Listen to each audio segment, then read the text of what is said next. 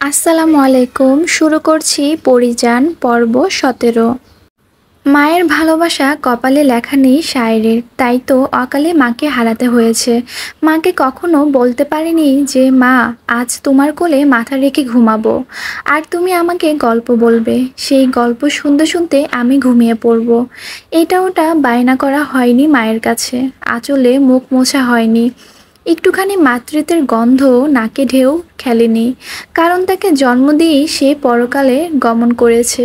তাই তো শায়েরের জীবনটা অতি বিষাদময় কেটেছে। শৈশব কেটেছে আরও অবহেলায়। এতগুলো বছর পর কেউ তাকে খাইয়ে দিচ্ছে ভাবতেই ভালো লাগছে ওর। মালা পরম যত্নে খাবার তুলে দিচ্ছেন শায়েরের মুখে, আর শায়েরের বাচ্চাদের মতো খাচ্ছে। খাওয়া শেষ করে বাইরে এসে চোখের কোণে জমে থাকা জলটুকু সযত্নে মুছে নিল সে। মালা যে শায়েরকে খাইয়ে দিয়েছে তা পরীর কানে যেতে সময় লাগলো না। পরীর চামচা কুসুম গিয়ে বলে, জানেন পরিয়াপা, বড় মায় শায়ের ভাইরে খাওয়াইয়া দিছে আইজ। ভাইয়ের হাত নাকি পুইরা গেছে, আমি নিজের চোখে দেখে আইলাম। কি বলিস? আচ্ছা, আম্মাকে কিছু বলছে সে? কি কইব?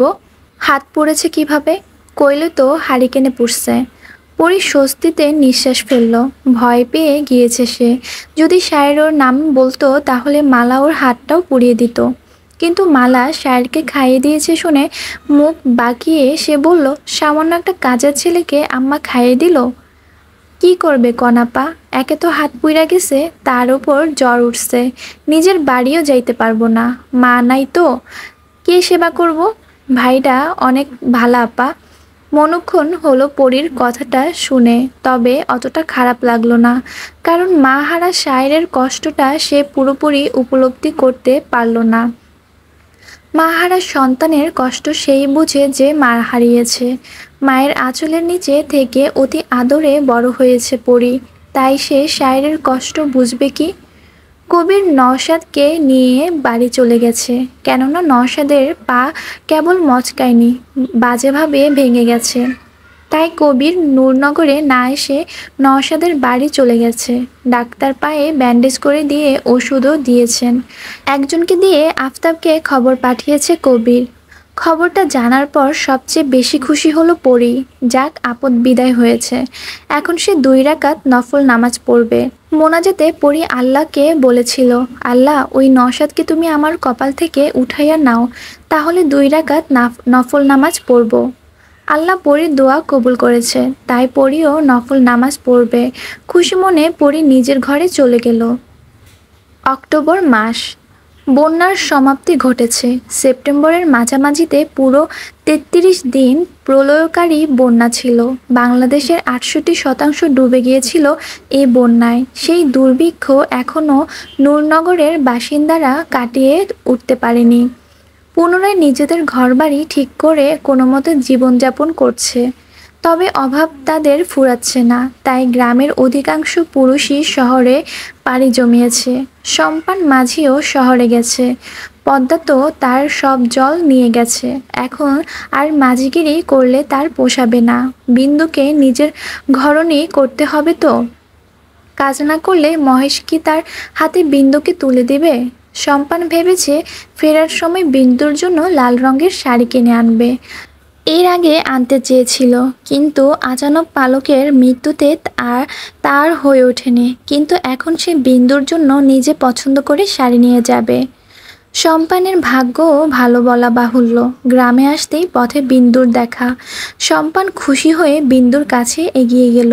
শাড়ির ব্যাগটা বিন্দুর হাতে দিয়ে শুধালো, দেখ বিন্দু, তোর লাইগা শাড়ি আনছি। শাড়িটা বের করে খুশিতে বিন্দুর চোখ জোড়া চকচক করে উঠল। চোখে খুশির ঝিলিক দেখে সম্পানও খুশি হলো। শাড়ি থেকে চোখ সরিয়ে সম্পানের দিকে তাকিয়ে বিন্দু বলল, শাড়িটা খুব সুন্দর হয়েছে গো। ব্যাগের মধ্যে আরও একখানা জিনিস আছে। বিন্দু ব্যাগ হাতে বড় একটা সিঁদুর কৌটা বের করলো। বিস্মিত চোখে তাকালো সম্পানের দিকে। শ্যামাকন্যা বিন্দুর মুখে তৃপ্তির ছাপ স্পষ্ট হয়ে ওঠে। এই পুরুষকে পাওয়ার ভাগ্যের ব্যাপার। এত নিখুঁতভাবে একমাত্র সম্পানই পারে ভালোবাসতে। আমি অপেক্ষা করতেছি তোরে এই সিঁদুর পরানের। খুব তাড়াতাড়ি সেই দিন আইব। হরে বিন্দু, আমি আর বেশি দেরি করবো না বিন্দু। এইবার শহরে গিয়ে বিয়ার সব কিছু কিনে আনবো। একটু লজ্জা পেল বিন্দু। নিজের বিয়ের কথা শুনলে সব মেয়েরাই লজ্জা পায়, তেমনি বিন্দুও পেল। মনের ভেতর লুকিয়ে রাখা ভালোবাসার সবটুকু সে সম্পানকে দিতে চায়। আঁকতে চায় ছোট একটি সুখী পরিবারের ছবি। সেখানে একটি ছোট্ট গ্রাম আর ছোট্ট একটি পরিবার থাকবে। মনে মনে নিজের ইচ্ছেগুলো পোষণ করে সম্পানের পিছু পিছু হাঁটা ধরে বিন্দু। কাঁচা রাস্তায় কিছুক্ষণ হাঁটার পর দুজন আলাদা পথ ধরে। রাস্তার পাশে ধানের ক্ষেতের আইল বরাবর বিন্দু নেমে পড়ল, আর সম্পান রাস্তার পথ ধরল। দু কদম এগিয়ে গিয়ে থেমে গেল বিন্দু। পেছনে ফিরে গলা ছেড়ে ডাকলো সম্পানকে। বিন্দুর মাঝে কি এমন দেখলা যে বিন্দুরেই লাগবো? সম্পান হেসে বলে, বিন্দুরে দেখার পর তো আর কাউরে দেখি নাই। দুনিয়ার সবচাইতে সুন্দর মাইয়েরা যদি আমার সামনে আসে, তাগো মাঝে আমি এই বিন্দুরেই খুঁজবো। আমার খালি বিন্দু হইলেই চলবো। বিন্দু এই লজ্জা কোথায় লুকাবে? লাল শাড়িটি দিয়ে মুখ ঢেকে সামনের দিকে দৌড় দিল। তবে লজ্জাবতীর লজ্জা লুকাতে পারল কই? ধান ক্ষেতের প্রতিটা শীষ দেখে নিল। সাক্ষী রইল আকাশ, হাওয়া আর গগনে উড়ে চলে এক ঝাঁক পাখি। কিন্তু শ্যামলতা বিন্দু ভাবল তার লজ্জা সে আড়াল করে ফেলেছে। সম্পান দূর থেকে বিন্দুর দৌড়ানো দেখছে। কিছু দূর গিয়ে ধপ করে মাটিতে পড়ে গেল বিন্দু। উঠে আবার দৌড় লাগালো। সেই দৌড় গিয়ে থামলো জমিদার বাড়ির প্রাঙ্গণে। বন্যা শেষে জমিদার বাড়ির চেহারা পাল্টে গেছে, আগের মতো নেই। দরজার বাইরে কড়া পাহারা, 6 জন মিলে বাইরে পাহারা দিচ্ছে। বৈঠকেও 2 জন আছে। আগের কঠোর রূপ ধারণ করেছে জমিদার বাড়ি, যেখানে প্রবেশ করতে হলে আফতাবের অনুমতি প্রয়োজন। জমিদার বাড়ির বিশাল প্রাঙ্গণে গাড়ি ভিড়েছে 4খানা। 3খানা ভ্যান গাড়ি হলেও 1খানা গরুর গাড়ি। গাড়িতে মালপত্র উঠাচ্ছে 2 জন। কেমন একটা সাজ রব। অবাক নয়নে সব দেখতে দেখতে বিন্দু পা বাড়ায় বৈঠকের ঢোকার বিশাল দরজায়। লতিফের অনুমতি পেয়ে বৈঠক পেরিয়ে অন্দরে পা রাখল বিন্দু। কুসুম ব্যতীত আরও 3 জন কাজের মেয়ে রাখা হয়েছে। তারা এই গ্রামেরই মেয়ে। চিনতে খুব একটা অসুবিধা হলো না বিন্দুর। তবে তাদের সাথে কথা না বলে বিন্দু গেল তার প্রিয় সখীর কাছে। পরীকে আজ নতুন নতুন লাগছে। নতুন পোশাকে তৈরি করছে নিজেকে পরী। দেখে মনে হচ্ছে কোথাও যাবে সে। বিন্দু ঘরে ঢুকেই বলল, পরী কই যাবি তুই? জেডি তোরে যাইতে দিব? ঘাড় ঘুরিয়ে প্রাণ খোলা হাসি হাসে পরী। দৌড়ে এসে জড়িয়ে ধরে বিন্দুকে। পরী ছাড় আমারে, আমার কাপড় নোংরা, তোর কাপড় নষ্ট হইব তো। পরী বিন্দুকে ছেড়ে সোজা হয়ে দাঁড়িয়ে বলে, তোকে না বলেছি এসব কথা বলতে না? শরীরে ময়লা তো কি হয়েছে, তোর মনটা তো পরিষ্কার। না, তুই কোথাও যাবি তাই কইলাম। তা যাবি কই?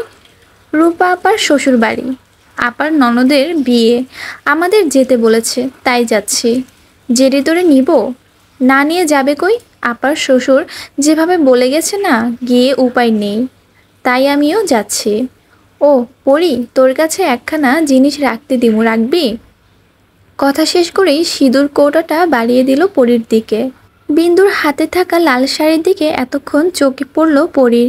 সুন্দর শাড়িতে হাত বুলিয়ে বলে, কে দিল এই শাড়ি? বিন্দু সম্পানের দেওয়া শাড়ি আর সিঁদুর কৌটাটার কথা খুলে বলল। পরী সযত্নে সিঁদুর কৌটাটা আলমারিতে তুলে রাখল। বেশি সময় নেই তার, তাই সখীকে বিদায় দিল। কালো বোরখাটা গায়ে জড়িয়ে নেকাব বেঁধে নিল। তারপর নিচতলায় গেল। মালা, জেসমিন, জুনমান সবাই তৈরি। আবিরজান যেতে পারবে না, তার সে ক্ষমতা নেই। 2 জন কাজের মেয়েকে রেখে গেল আবিরজানের কাছে। কুসুমার নতুন কাজের মেয়ে শেফালিকে সাথে নিল। গরুর গাড়ি আনা হয়েছে পরীর জন্য, কেননা গরুর গাড়ি চড়তে পরী খুব পছন্দ করে, তাই তো এই ব্যবস্থা নেওয়া হয়েছে। মালা, জেসমিন উঠে এক গাড়িতে, আফতাব আর আখির অন্য গাড়িতে, শায়ের সহ আরও 2 জন উঠেছে অপর গাড়িতে। গরুর গাড়িতে পরীর সাথে জুনমান, কুসুম আর শেফালি। পরীকে দেখে রাখার জন্যই ওদের সাথে দিয়েছে মালা। কাঁচামাটির রাস্তায় হেলে দুলে চলছে গরুর গাড়ি। পরীর ভীষণ ভালো লাগছে। মাটির গন্ধ আসছে নাকে, সাথে গ্রামের দৃশ্য। নেকাবের নিচে হাস্যোজ্জ্বল চোখে সব দেখছে পরী। হঠাৎই রাস্তার পাশে নাম না জানা বেগুনি রঙের ফুল চোখ আটকে গেল পরীর। ফুলের প্রতি প্রতিটি নারীর টান অনবদ্য। পরী ফুল ছোঁয়ার লোভে গাড়ি থামিয়ে কুসুমকে পাঠালো ফুল ছিঁড়ে আনতে। গাড়ি থেকে নেমে কুসুম ছুটল সেদিকে, কিন্তু ফুলে হাত দিতেই ঘটনা অঘটন। পাশে কদম গাছের নিচে বসে থাকা সুখান পাগলকে সে খেয়াল করেনি। কুসুম ফুলে হাত দেওয়ার আগেই সুখান পাগল তার হাত টেনে ধরে, চেঁচিয়ে বলে, তুই আমার রানের ফুল ছিঁড়বি? ওই সেমরি, তোর চুল আমি সব ছিঁড়া ফেলামো। ভয়ে কলিজা শুকিয়ে গেছে কুসুমের। পরীর আদেশে সে ভুলে গিয়েছিল যে এখানে সুখান থাকে। সুখান চুল টেনে ধরে কুসুমের। কুসুম এক চিৎকার দিল, পরিয়াপা, আমারে বাঁচান। চমকে গাড়ির ভেতর থেকে উকি মারে পড়ি। শেফালি জুনমান ততক্ষণে নেমে পড়েছে, কিন্তু সুখানকে দেখে ওরা আগানোর সাহস পেল না। কুসুম চিৎকার করে বলছে, আমি তোর রানের ফুল ছিঁড়ব না, ছাড় আমারে। তোরে ছাড়লে তুই আবার ফুল ছিঁড়বি। আল্লাহ গো, আমারে রক্ষা করো, তাইলে আমি পাগলের ভিক্ষা দিমু। লাঠি হাতে গাড়ি চালক এগিয়ে গিয়ে কুসুমকে ছাড়িয়ে আনলো। কাঁদতে কাঁদতে কুসুম গাড়িতে উঠতেই পরি বলল, আমি বুঝিনি কুসুম যে ওখানে পাগলাটা থাকে, তাহলে আমি তোকে যেতে বলতাম না। কুসুম রাগ করে হাঁটুতে মুখ গুজে বসে রইল। একে তো ভয় পেয়েছে, তার উপর চুলের ব্যথা, সেজন্য কাঁপছে কুসুম। পরীর মন খারাপ হলো তা দেখে। জুনমান প্রশ্ন করে বসে, আপা রানী কেডা? ওই পাগলাটা রানী কইল কারে? জবাবটা পরী দিতে পারল না। সে জানে না, তবে শেফালি বলল, সুখান পাগলার বউ রানী। আগেও ভালোই আসছিল, কিন্তু বউ মরার পর পাগলা হইয়া গেছে। গ্রামের সবাই এই কয়। পরী অবাক হয়ে বলে, ভালোবাসে মানুষকে পাগল করে দেয়?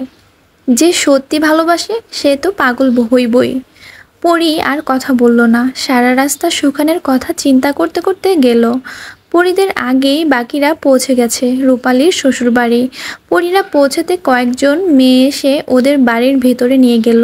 আশেপাশে না দেখে মাথা নিচু করে পরী চলে গেল। কিছুক্ষণ পর জুনমান এসে খবর দিল, এখানে নওশাদও এসেছে। সে লাঠিতে ভর দিয়ে হাঁটাচলা করছে, তার পা এখনো ঠিক হয়নি। পরী ভাবল, তাহলে কি নওশাদের সাথে পরীর বিয়েটা ভাঙতে চলেছে? 2 বিঘা জমির উপর কবিরদের বাড়িটি। 4খানা বড় বড় টিনের ঘর। 4 ভাই 4 ঘরে থাকেন। রান্নাঘর, গোসলখানা সব আলাদা। পুরো বাড়ির চারপাশে টিনের বেড়া দেওয়া, যাতে বাইরের পুরুষ ভেতরে না আসতে পারে। আম আর কাঁঠাল গাছে ভরা বাড়িতে। 2-একটা অন্য গাছও আছে। বাড়ির পেছনে শান বাঁধানো বড় একটা পুকুর আছে। সেখানে মাছ চাষ করা হয়। মাছ বিক্রি করে অনেক টাকা রোজগার হয় কবিরের। তাছাড়া পরীদের বাড়িতেও মাছ পাঠানো হয়। ফলমূল তো পাঠাই। এছাড়াও কবির সহ বাকি 3 ভাইয়েরও বেশ কয়েক বিঘা জমি আছে। বাড়িটা দেখলে যে কেউ এই বাড়িতে নিজের মেয়ে দিতে চাইবে। স্বনামধন্য পরিবারের মেয়েদেরই ঘরে তুলেছে রূপালীর শ্বশুর। রূপালী এবাড়ির সেজ বউ। রূপালীর বিয়ের 6 মাস পর ওর দেওরও বিয়ে হয়। তবে 3 যা মিলে হিংসে করে রূপালীকে, কেননা তারা রূপালীর মতো অত সুন্দর নয়। অতিরিক্ত সাজগোজ করেও রূপালীর মতো সুন্দর তারা হতে পারে না।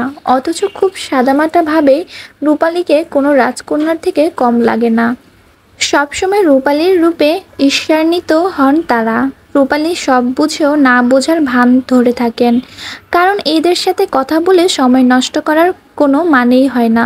কিন্তু আজ তারা 3 জনই ছুটে এসেছে পরীকে দেখতে, কারণ এতদিন ধরে তারা শুধু পরীর সুনামই শুনেছে, কিন্তু চোখের দেখা দেখেনি। রূপালীর বিয়ের পর এই প্রথম পরী এই বাড়িতে পা রাখলো, তাই ওনারা 3 জন ছুটে এলে পরীকে দেখতে। পরী সবেমাত্র পালঙ্কের উপর বসেছে, নেকাব এখনো খোলেনি, তার মধ্যেই ওরা এসে হাজির। এসে রূপালীর বড়জা কাকলি বলে উঠল, দেখি দেখি রূপার বোন কেমন দেখতে। মালা জেসমিন জলচৌকি পেতে বসে আছে পরীর কাছে। কুসুম গোমরা মুখে জেসমিন আর মালাকে বাতাস করছে। শেফালি পরীকে বাতাস করছে। কাকলির কথা শুনে সবাই চমকে তাকালো। ততক্ষণে রূপালীও চলে এসেছে। পরীর ভাবান্তর না দেখে কাকলি আবার বলল, কই নেকাব সরাও দেখি তোমার চাঁদ বদনখানি। বলে খিলখিল করে হেসে উঠল তিনজন। পরি রূপালীকে জিজ্ঞেস করে, আপা এখানে কোনো পুরুষ আসবে না তো? রূপালীকে উত্তর দিতে না দিয়েও ওর মেজো যা পাখি বলল, কেন গো, পুরুষ দেখলে তোমার রূপ কমে যাবে নাকি? হাসির ছলে অপমান করছে পরি, তা পরি ঠিকই ধরতে পারল। মেকআপ খুলে আলতো হেসে বলল, যেখানে এক নারী অন্য নারীর সৌন্দর্যে দেখে হিংসা করে সেখানে পুরুষদের বিশ্বাস করি কিভাবে? আপনাদের বর যদি আমাকে দেখে পাগল হয়ে যায় তখন তো আমাকেই দোষ দিবেন, তাই আগে থেকে সাবধান হচ্ছি। আমার আবার কারো ঘর ভাঙার ইচ্ছে নেই। হাসির ছলে পরিও পাল্টা জবাব দিল। রূপালী মুখ টিপে হাসে ওদের কাণ্ড দেখে। তিন যা পরীর দিকে বিস্মিত হয়ে তাকিয়ে রইল। সত্যি অনেক সুন্দর পরী, রূপালীর থেকেও বেশি সুন্দর। কাজল বর্ণ আঁখি যুগল যখন পলক ফেলে তখন কি সুন্দরই না লাগে। বদনে ছড়িয়ে আছে একরাশ মায়া। আল্লাহ যেন নিজ হাতে ওকে বানিয়েছে। তবে পরীর বলা তিক্ত কথাগুলো ওনাদের পছন্দ হয়নি, তাই সবার সাথে কুশলাদি করে চলে গেলেন। বোরকা খুলে মাথায় কাপড় জড়ালো পরী। একে একে মহিলারা এসে পরীকে দেখে যাচ্ছেন আর ওর প্রশংসা করে যাচ্ছে। নূরনগর থেকে যেন এক টুকরো নূর এসেছে। পরীর বিরক্ত লাগছে এসব, মনে হচ্ছে আজ যেন ওর নিজেরই বিয়ে। মালা আছে বলে পরী চুপ করে আছে, না হলে দু কথা শুনিয়ে বিদায় করে দিত। মেজাজ গরম হচ্ছে পরীর, শেফালির হাত পাখার বাতাসও ঠান্ডা হচ্ছে না পরীর মাথা। রূপালীর যারা যে একটু কটু কথা বলে তা জানে পরী। শ্বশুরবাড়ি নিয়ে অনেক গল্প করেছে রূপালী ওর কাছে, সেখান থেকেই এই বাড়ির প্রত্যেকের স্বভাব সম্পর্কে সে অবগত। 7 মাসের পেটটা নিয়ে পরীর পাশে বসে রূপালী। মা আর পরীর সাথে টুকটাক কথা বলছে আর পরী চুপ করে শুনছে। বিয়ে খেতে এসে পরীর বিয়ের কথা তুলে বসে নওশাদের বাবা শামসুদ্দিন মাতব্বর। তিনি চান তাড়াতাড়ি বিয়েটা সেরে ফেলতে, কিন্তু এখানে আফতাব বেঁকে বসেন। তিনি খবর পেয়েছেন নওশাদের পা নাকি কখনোই ঠিক হবে না, হাঁটতে পারবে কিন্তু লাঠির সাহায্য নিয়ে, তাই তিনি পরীর সাথে নওশাদের বিয়ে দিবেন না। এই কথা শুনে শামসুদ্দিন বলে, আপনারা কিন্তু কথা দিয়েছেন জমিদার সাহেব, কথার খেলাপ করেন না। আমি কথা দেইনি, কথা দিয়েছে আমার ছোট ভাই, আর আমি আমার মেয়েকে কোথায় বিয়ে দিব তা আমি বুঝবো। আপনার ছেলে এখন অচল হয়ে গেছে, আমার মেয়েকে বিয়ে করার কোনো যোগ্যতার তার নেই। তাছাড়া আপনার ছেলে আমার মেয়েকে সুখী রাখতে পারবে না। আমার ছেলের এই অবস্থার জন্য তো আপনারাই দায়ী, আপনাদের বাড়িতে গিয়েই তো পা ভাঙল। আমরা কেউ তো আপনার ছেলেকে ধাক্কা দিয়ে ফেলে দেয়নি, আপনার ছেলেই নিজেকে সামলাতে পারেনি। তবুও সমস্যা নেই, আপনার ছেলের সমস্ত ভরণ পোষণ এবং চিকিৎসার দায়িত্ব আমি নিলাম, তবুও আমার মেয়ে আমি বিয়ে দিব না। আপনি কি এই টাকার গরম দেখাচ্ছেন জমিদার সাহেব? আমার কি টাকা পয়সার অভাব নাকি? আপনার মেয়ের মতো অনেক মেয়ের ভরণ পোষণের ক্ষমতা আমার আছে, আমাকে টাকার গরম দেখাবেন না, তাহলে ভালো হবে না। তা কি করবেন আপনি? পাল্টা জবাব দিল শামসুদ্দিন। দু এক কথায় কথা কাটাকাটি শুরু হয়ে গেল, লোকজন জড়ো হয়ে গেল, কেউ কাউকে ছেড়ে কথা বলছে না। লোক জানাজানি বেশি হওয়ায় আগেই শায়ের আফতাবকে সরিয়ে নিল, আলাদা ঘরে টেনে নিয়ে বলল, এখন মাথা গরম করবেন না, নওশাদের বাবা কিন্তু ভালো লোক নয়, তিনিও প্রভাবশালীদের একজন। প্রতিশোধ নিতে সে পাগল হয়ে যাবে, আর এই গ্রামের কেউ কিন্তু আপনাকে জমিদার মানবে না, তাই একটু শান্ত হন, হিতে বিপরীত হতে পারে। আফতাব একটু শান্ত হলো, ভাবতে লাগলো সত্যি তো, এখন যদি তার কোনো ক্ষতি করতে চায় শামসুদ্দিন, তখন কিভাবে নিজেকে রক্ষা করবেন তিনি? এখানে কেউ তো তার হয়ে লড়াই করতে আসবে না, কবিরও তো কিছু করতে পারবে না, কারণ দুপক্ষেই ওর আত্মীয়। কার হয়ে সাফাই গাইবে সে? কবিরের উপর সে ভরসা করতে পারছে না। তাছাড়া ওরা যদি রূপালীর কোনো ক্ষতি করে দেয়। আখির চলে এসেছে, সব শুনেছে সে। আফতাবকে উদ্দেশ্য করে আখির বলল, ভাই ঝামেলা বাড়বে অনেক, আমি বলি কি বিয়েটা দিয়ে দেন, আমার মেয়েকে আমার ইচ্ছেতে বিয়ে দেব, তোর কিছু বলতে হবে না, তোর জন্যই তো সব হয়েছে, আগ বাড়িয়ে কথা দিলি কেন তুই? আখির চুপ করে গেল। আফতাবের মাথা এখন গরম আছে, কুটুম বাড়িতে এসে যা করছে এতে লোকজন কথা বলা শুরু করে দিয়েছে। তাছাড়া এখানে আর বেশিক্ষণ থাকাটা নিরাপদ নয়। খাওয়া শেষ হতে আফতাব, জেসমিন ও মালাকে গরুর গাড়ি ভাড়া করে দিল শায়ের। সাথে দুজন দেহরক্ষী। আর পরি, জুলমান, শেফালি, কুসুম গেল ওদের গাড়িতে। তবে এবার সায়েরও ওদের সাথে গেল, কারণ যদি ওদের ক্ষতি করতে আসে তখন কি হবে। তাই গাড়ি চালকের পাশে গিয়ে বসে সে। সায়ের ঠিকই সন্দেহ করেছিল। গ্রামের শেষ মাথায় আসতেই 7-8 জন লোকদের লাঠি হাতে দাঁড়িয়ে থাকতে দেখা গেল। তারা ওদের পথ আগলে ধরে দাঁড়িয়েছে। গাড়ি থামতেই ওদের একজন পেছনে এসে বলল, সবাই বের হও, কথা না শুনলে টেনে নামাবো। সবাই নেমে পড়ল। পরি আর সায়ের বাদে সবাই ভয় কাঁপছে। কুসুমের তো বেহাল অবস্থা। আসার পথে এক দৌড়ানি খেয়েছে, এখন যাওয়ার পথে আরেক দৌড়ানি। শেফালি জুনমানকে ঝাপটে ধরে আছে। ভয়ে ওরাও সিটিয়ে গেছে। সায়ের ভেবেছিল ওরা হয়তো আফতাবের গাড়ি আটকাবে, তাই আগেই ওদের পাঠিয়ে দিয়েছে। কিন্তু ওদের গাড়ি আটকানোর কোনো কারণ খুঁজে পাচ্ছে না। একজন লোক বলে উঠল, জমিদার কন্যা পরীকে আমাদের সাথে যেতে হবে, আর বাকিদের সবাই চলে যাও। পরি শান্ত গলায় জিজ্ঞেস করে, কারণটা কি? সে কথা আপনাকে বলতে বাধ্য নই। আমি আপনাকে জিজ্ঞেস করিনি। অতঃপর পরি সায়েরের দিকে ঘাড় ঘুরিয়ে বলল, কি হয়েছে? এরা নওশাদের বাবার লোক। মনে হয় আপনাকে নিয়ে নওশাদের সাথে বিয়ে দেবে এরা। বিয়ে করতে চাইলে চলে যেতে পারেন।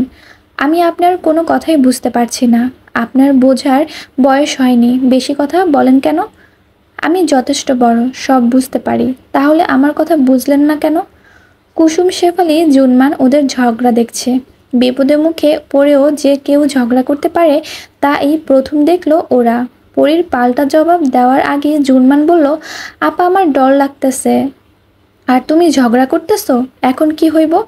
পরীর হুঁশ ফিরল। সত্যি তো, ওদের এখন বিপদ। আগে বিপদ থেকে মুক্ত হোক, তারপর না হয় ঝগড়া করা যাবে। এর মধ্যে একজন বলল, না যেতে চাইলে জোর করে নিয়ে যাব, তাই বলছি ভালো ভালোই চলুন। সায়ের শান্ত থেকেই বলল, আচ্ছা নিয়ে যান আপনারা। পরি নেকাবের আড়ালে ঢাকা চোখ দুটো বড় বড় করে তাকালো সায়েরের দিকে। বলল, কি বলছেন আপনি এসব? সায়ের গরুর গাড়ি থেকে দুটো শক্ত লাঠি বের করলো, একটা পরির হাতে দিয়ে বলল, আপনি তো একদিন নিজেকে আমার কাছে প্রমাণ করতে চেয়েছিলেন, তো আজকে করুন, দেখি জমিদার কন্যা কেমন লাঠিয়াল। হাসল পরি, তবে সে হাসির মাধুর্য কালো নেকাবের মধ্যেই সীমাবদ্ধ হয়ে রইল। পরি 2 পা এগিয়ে যেতেই জুনমান চিৎকার করে বলে, আপা যাইও না। তুই চুপ থাক জুনমান, আমাকে দেখতে দে। পরি এগিয়ে যেতে একজন দ্রুত ওর সামনে এসে বলে, আপনার গায়ের হাত ওঠানোর হুকুম আমাদের কাছে নেই, আর আপনি পারবেন না আমাদের সাথে, তাড়াতাড়ি চলুন। কথা না শুনে পরি তাকে আক্রমণ করে বসে, লাঠি দিয়ে আঘাত করে লোকটার মাথায়। ওরা কেউ আশা করেনি পরি এমনটা করে বসবে। মাথায় হাত দিয়ে লোকটা মাটিতে পড়ে যেতেই 3 জন লাঠি নিয়ে দৌড়ে এলো। পরি ওদের উপর আক্রমণ করে। উপান্তর না দেখে তারাও লাঠি চালালো পরির উপর। দক্ষ পরি প্রতিহত করতে লাগলো শত্রুর আক্রমণ। লাঠি ঘুরিয়ে নাস্তানাবুদ করতে লাগলো সবাইকে। কিন্তু এতজনের সাথে লড়াই করা একটা মেয়ের পক্ষে অসম্ভব। তাই একটা লাঠির আঘাত এসে পরের বাহুতে, ছিটকে দূরে পড়ে যায় পরি। আরেকজন এসে লাঠি চালালো পরির গায়ে। পরি চোখ বন্ধ করে নিল, কিন্তু আঘাত অনুভব করতে না পেরে চোখ মেলে তাকালো। সায়ের তার লাঠি দ্বারা শত্রুর লাঠি আটকে দিয়েছে। সে পরীকে উদ্দেশ্য করে বলল, উঠে দাঁড়ান, পড়ে গেলে উঠে দাঁড়াতে হয়। পরি উঠে দাঁড়ালো আবার। ওরা দুজন মিলে সবটাকে কুপকাত করে দিল। কিন্তু সমস্যা আবার হলো।